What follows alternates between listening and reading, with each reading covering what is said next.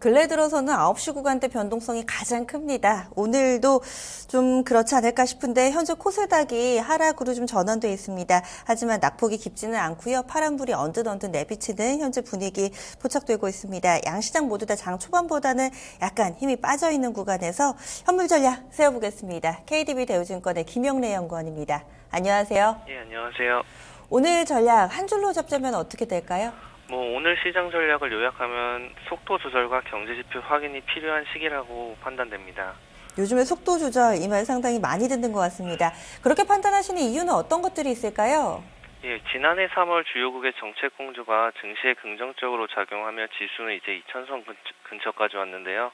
하지만 이러한 정책 공조에도 불구하고 주식시장의 속도 조절이 필요한 시기입니다.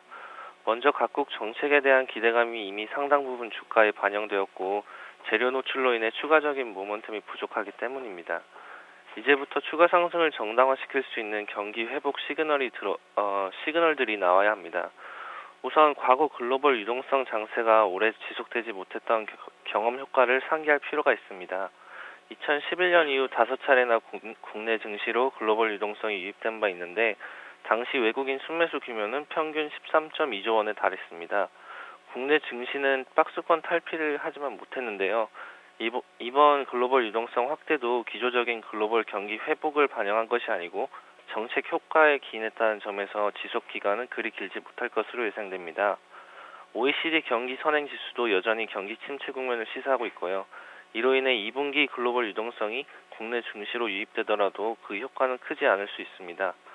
3월부터 가시화되고 있는 투신권 중심의 기관 투자자들의 차익 실현이 향후 더욱 거세질 것으로 예상되고요. 또 국내 증시의 밸류에이션 부담이 점증되고 있다는 것도 체크할 필요가 있습니다. 2014년 이후 코스피의 12월 예상 PER은 최고치는 11배였는데요. 이미 11배를 넘어섰고 또한 12개월 트레일링 PBR도 1배를 상회하고 있습니다. 이로 인해서 저평가 메리트는 상당히 희석되었습니다.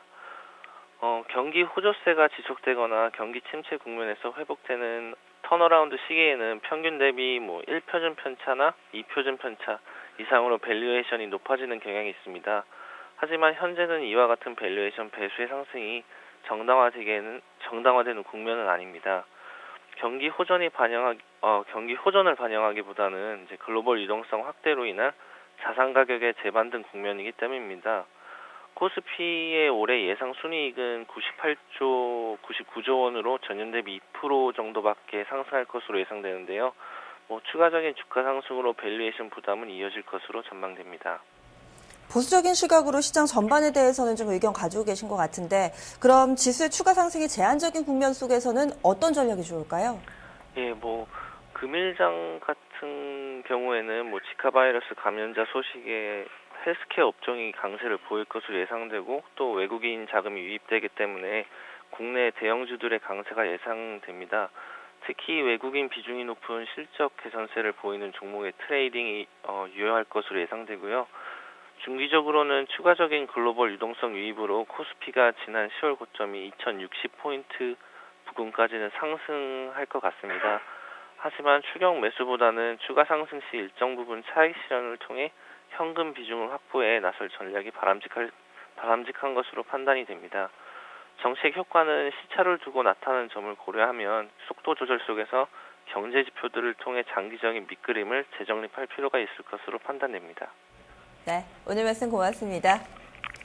예. KDB 대우증권 김영래 연구원이었습니다.